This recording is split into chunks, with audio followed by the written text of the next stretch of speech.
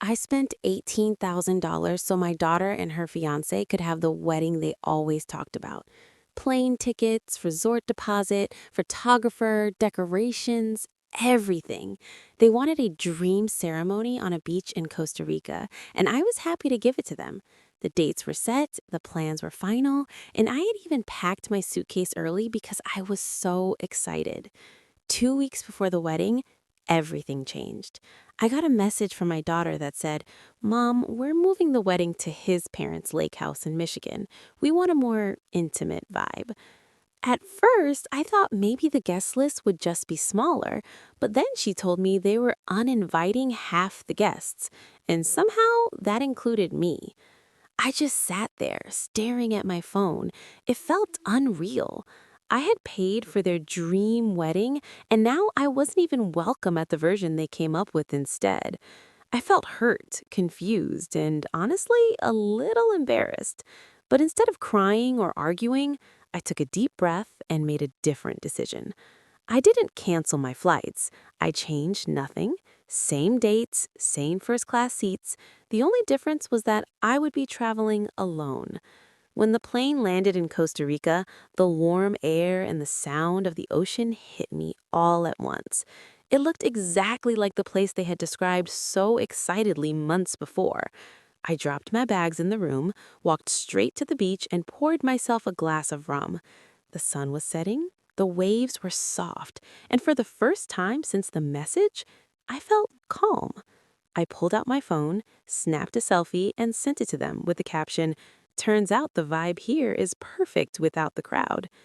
The resort didn't refund the deposit. Honestly, that was fine. I had already given up the idea of getting any of that money back.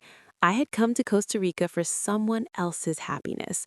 But if they didn't want it anymore, then I could at least enjoy it myself. So I used the rest of the wedding fund to extend my stay by an extra week. Those days were peaceful. Poolside breakfasts every morning, long walks along the shore, spa days where I didn't think about anything except how relaxed I felt. No tension, no last-minute changes, no drama. Just me, the ocean, and a trip I had paid for. Back in Michigan, they were getting married on folding chairs by the lake. I'm not saying that to make fun of them, it's just what happened. While they exchanged vows in a rushed, cut-down version of the day they once dreamed of, I was lying on a warm massage table listening to the waves. I wasn't angry anymore. I was just settled. Sometimes life forces you to make a choice. You can hold on to the hurt, or you can hold on to your dignity. I chose my dignity, and in a strange way, I think I made the right choice for myself. Was I upset? Of course. Do I still love my daughter? Always. But sometimes people show you exactly where you stand in their priorities, and when that happens, you have to decide where you stand in your own life. If you've ever been uninvited, ignored, or pushed aside, remember this. Your worth doesn't disappear just because someone fails to recognize it. Sometimes the best response isn't revenge or confrontation. It's simply choosing to live well, enjoy your own company, and let people see that you're doing just fine. In the end, they had their small wedding, and I had a peaceful vacation. And maybe that's how it was meant to be.